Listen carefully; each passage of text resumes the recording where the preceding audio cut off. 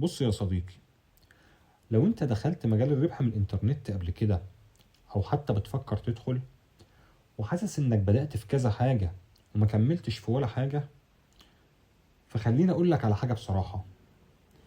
غالبا المشكلة مش في المجال ولا في الفرص ولا حتى فيك انت.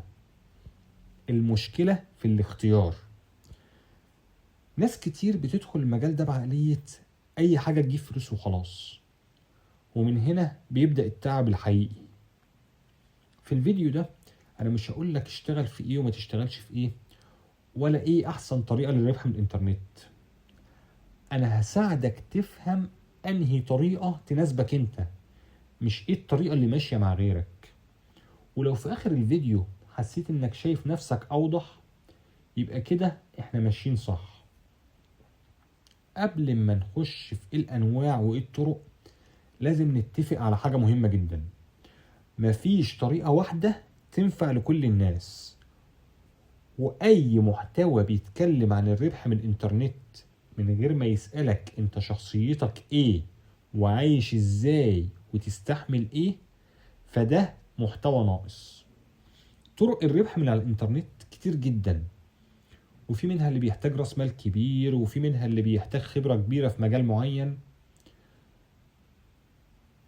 بس معظم الناس اللي داخلة تدور على ربح من الانترنت كدخل اضافي ما بيكونش معاه راس مال اصلا، ولو معاه بيكون معاه راس مال بسيط جدا. عشان كده انا اخترت لك النهارده 3 طرق بس للربح من الانترنت.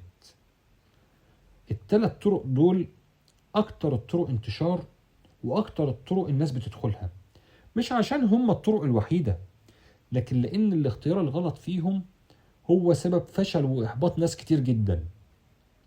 نبدأ بأول طريقة، اللي هي العمل الحر او الفريلانسنج.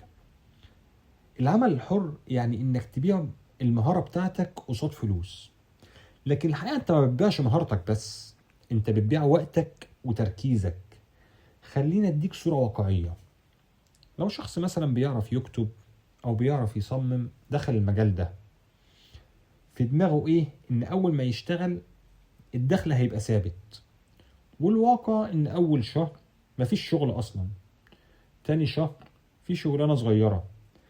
هنا بقى يجي السؤال الحقيقي، هل الشخص ده هيستحمل عدم الاستقرار ولا لا؟ لو شخص بيعرف ينظم نفسه، بيعرف يطور مهاراته، ما بيخافش من الفترات اللي ما فيهاش شغل، فالعمل الحر ممكن يبني له دخل حقيقي. لكن لو شخص محتاج امان سريع، بيتوتر من قلة الشغل، فالمجال ده هيتعبه نفسيا قبل ما يكسبه ماديا. طب في ناس تقول لك انا مش حابب ابيع وقتي مباشرة، انا عايز حاجة اشتغل عليها مرة وتجيب لي نتيجة بعدين. ودي الطريقة التانية، اللي هي التسويق بالعمولة او الافليت ماركتينج. التسويق بالعمولة من اكتر المجالات اللي ناس كتير فهمتها غلط. الفكرة مش في لينك، الفكرة في ان انت بتبني ثقة.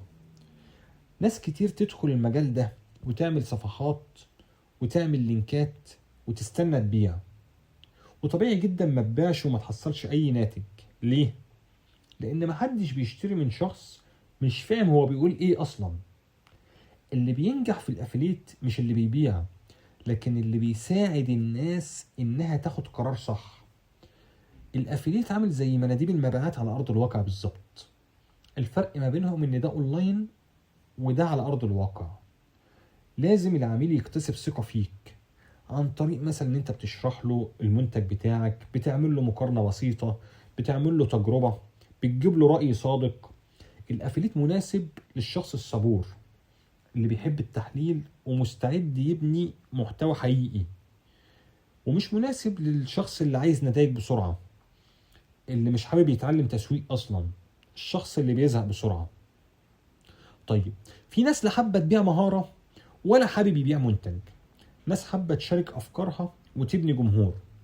ودي الطريقة الثالثة، اللي هي صناعة المحتوى. صناعة المحتوى من اكتر الطرق اللي الناس بتدخلها وبتسيبها بدري. ليه؟ لان البداية بتاعتها باردة. شخص مثلا بيبدأ قناة بينزل فيها فيديوهات وما يلاقيش تفاعل، لو الشخص ده مستني ان حد يشجعه عشان يكمل، الشخص ده هيقف مش هيكمل.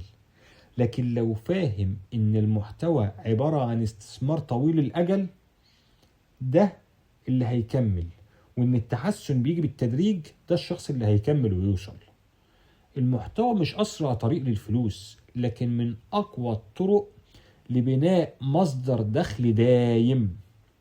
دلوقتي بعد ما فهمت ال3 طرق دول، اسأل نفسك سؤال واحد بس: انا مستعد اتحمل ايه لمدة سنة؟ مش اسبوع ولا شهر، سنة كاملة. لاحظت حاجة يا صديقي؟ ال3 طرق محتاجين صبر، ومعظم الطرق على الانترنت محتاجة صبر. الطرق اللي بتجيب ارباح سريعة مش مستقرة، وغالبا هتنجح فيها مرة وهتفشل بقية المرات.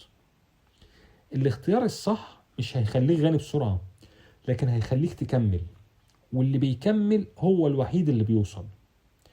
يمكن تكون سمعتني قبل كده بقولك ان المشكلة مش في الربح من الانترنت نفسه، لكن في العقلية والاختيارات اللي بنبدأ بيها. الفيديو ده كان خطوة عملية نفهم بيها انه طريق شبهنا. في الفيديو اللي جاي هنتكلم عن اكبر الاخطاء اللي بتخلي ناس كانت ماشية صح تسيب المجال كله. ولو حابب تفهم قبل ما تجرب، خليك متابع.